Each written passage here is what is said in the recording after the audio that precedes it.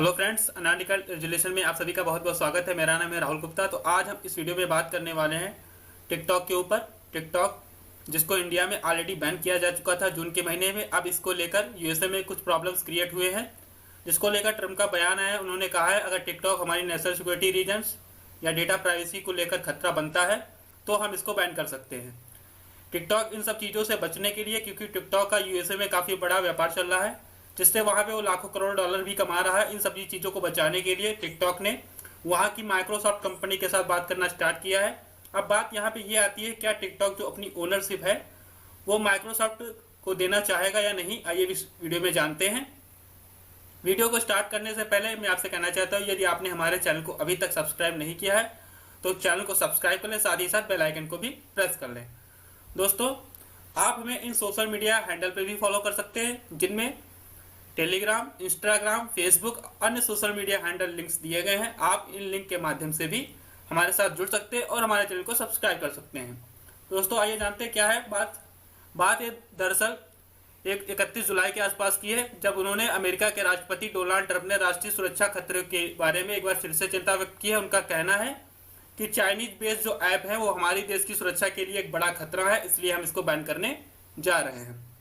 मतलब कि जो चाइनीज बेस्ड जो ऐप हैं वो देश की नेशनल सिक्योरिटी रीजन्स या डेटा प्राइवेसी को लेकर अगर खतरा बनते हैं तो हम इस पर प्रतिबंध लगा सकते हैं। टिकटॉक को लेकर ट्रंप का कहना है कि वह अमेरिका में चीनी वीडियो ऐप को प्रतिबंधित करेंगे। मतलब जो टिकटॉक चाइनीज ऐप जो है उस पर ट्रंप का बयान है। उन्होंने ये कहा है अगर टिकटॉक हमारी नेशनल सिक्योरिटी रीजन्स या डेटा प्राइवेसी को लेकर इन फ्यूचर खतरा बनता है तो इसको हम प्रतिबंधित कर सकते हैं। इसके बाद ट्रंप ने एक बयान दिया है रिपोर्टर्स को। उसमें कहा है उन्होंने, we are looking at TikTok, we may be banning TikTok, we may be doing some other things, they are a couple of option but a lot of things are happening, so well see what happens, but we are looking a lot of alternative with respect to TikTok, said Trump while speaking with reporters. तो उन्होंने reporters से ये बात कही है। बात उनकी ज्यादा कुछ खास तो है नहीं, कहने का मतलब उन्होंने यहाँ पे ज्यादा कुछ क्लियर तो नहीं बताया है। उनकी इन बातों से लगता है कि वो टिकटॉक को बैन करने की लिस्ट में डाल सकते हैं, ये इनकी बात से निकल के आ रहा है। अब ट्रंप की चिंता का जो कारण क्या है? ट्रंप की चिंता का कारण यह है कि चीन में 2017 का राष्ट्रीय खुफिया कानून जो 2017 में बनाया गया, इस राष्ट्रीय खुफिया कानून के अंतर्गत चाइना की जो भी टेक कंपनियां, चाहे वो चाइना में काम कर रही हो या चाइना से बाहर किसी दूसरे देश में काम कर रही हो, इस कानून के अंतर्गत नियंत्रित रहेंगी, जिनकी चाइनीज ओनरशिप है। चाइनीज ओनरशिप के अगर बारे में बात करें तो एग्जाम्पल में आपको हम बता सकते हैं कि आपने पबजी का नाम सुना होगा। पबजी जो है क्रिएट तो की गई एक साउथ कोरिया के एक इंसान के द्वारा, लेकिन जो उसकी ओनरशिप है वो चाइना के पास है। अगर चाइना की सरकार इस राष्ट्रीय खुफिया कानून 2017 के अंतर्गत इन फ्यूचर में पबजी के माध्यम से लोगों की डेटा को लेकर कोई मांग करती है तो इस कानून के अंतर्गत उसे डेटा मिलेगा। कानून सभी व्यवसायों को उन सभी तथा सभी सूचनाओं को साझा करने का अधिदेश देता है जिनके लिए चीनी सरकारें मांग कर सकती हैं। जो ये कानून बनाया गया है चाइना के अंतर्गत, इस कानून में अगर चीनी सरकारें सभी व्यवसायों को उन सभी सूचनाओं की मांग करती हैं जिनके लिए चीनी सरकार इन फ्यूचर मांग कर सकती है तो उसको देना पड़ेगा। तभी डोनाल्ड ट्रंप का बयान है कि ये जो चाइनीज ऐप्स जो है हमारे देश के लिए सुरक्षा की नज़र से एक बड़ा खतरा है, इसलिए इसको बैन करना चाहिए। इस पे भारत ने पहले ही कदम उठा चुका है और जून के महीने में टिकटॉक को बैन कर चुका है। अब बात आती है कि टिकटॉक अपने आप को यूएसए में कैसे बचाएगा। जैसा आप सभी जानते हैं, टिकटॉक जब इंडिया में बैन किया गया था तो शुरुआत के 10-11 दिनों में उसे $6 बिलियन का नुकसान हो चुका था। अब ये नुकसान को दोबारा नहीं दोहराना चाहेगा, इसलिए टिकटॉक ने यूएसए में बात करना स्टार्ट किया है। टिकटॉक जो 2018 में अमेरिका में आया और वहां पे इस समय उसके 80 मिलियन से ज्यादा जो यूजर्स हैं जो टिकटॉक पर एक्टिव भी हैं। हुआ क्या, 2018 के एक साल बाद 2019 में वहां के लॉ मेकर्स के द्वारा और वहां के एडवोकेट्स के द्वारा टिकटॉक को लेकर विरोध जताया जाने लगा। उनका कहना था कि बाईडांस जो चाइनीज कंपनी है वो चाइना गवर्नमेंट के हैंडल में है और बाईडांस के जरिए यहाँ के लोगों का डेटा चाइना पहुंचाया जा रहा है, इसलिए टिकटॉक को यहाँ पे बैन कर देना चाहिए।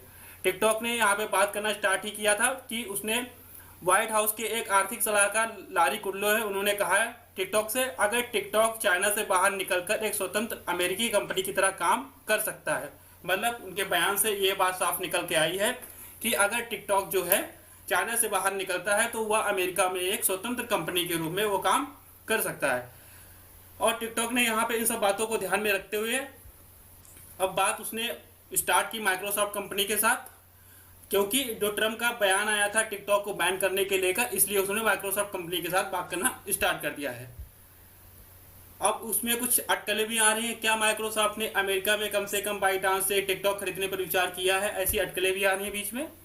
माना जाता है कि माइक्रोसॉफ्ट में सोशल मीडिया ऐप के अमेरिकी ऑपरेशन खरीदने के लिए चीनी तकनीकी कंपनी द्वारा बातचीत की गई है, ये बातें चल रही थी। फाइनली हुआ क्या है, अब इस सौदे में इसमें माइक्रोसॉफ्ट जो है उसने टिकटॉक को अपने अंडर में कर लिया है। अब इससे क्या होगा कि माइक्रोसॉफ्ट का टिकटॉक के ऊपर पूरा कंट्रोल होगा और लोगों का डेटा भी सुरक्षित रहेगा। ये हुआ कैसे, जो टिकटॉक ट्रम्प की धमकी के बाद चीन के बाईचांस अमेरिकी परिचालन को विभाजित करने के लिए सहमत हुआ है। मतलब जब ट्रम्प की धमकी मिली तब जो चाइनीज ऐप जो है टिकटॉक के जो ओनर है बाईचांस, उसने जो अपनी प्रस्ताव में माइक्रोसॉफ्ट को अपनी ओनरशिप देना मंजूर किया है।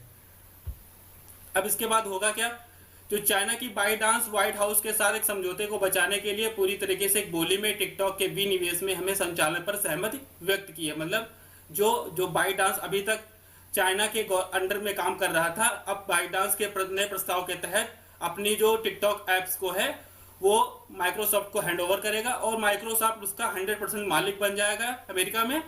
अब टिकटॉक का जो मेन मालिक होगा वो माइक्रोसॉफ्ट होगा और लोगों का डेटा भी यहाँ पे सुरक्षित होगा। बाईचांस ने एक अपील डाली थी व्हाइट हाउस में, उसमें उसने कहा था कि अल्पसंख्यक का हमें एक हिस्सा मिलना चाहिए, लेकिन हुआ क्या, व्हाइट हाउस ने इस अपील को खारिज कर दिया है। यहाँ पर उसने कहा है कि कोई भी अल्पसंख्यक हिस्सा उसे नहीं मिलेगा।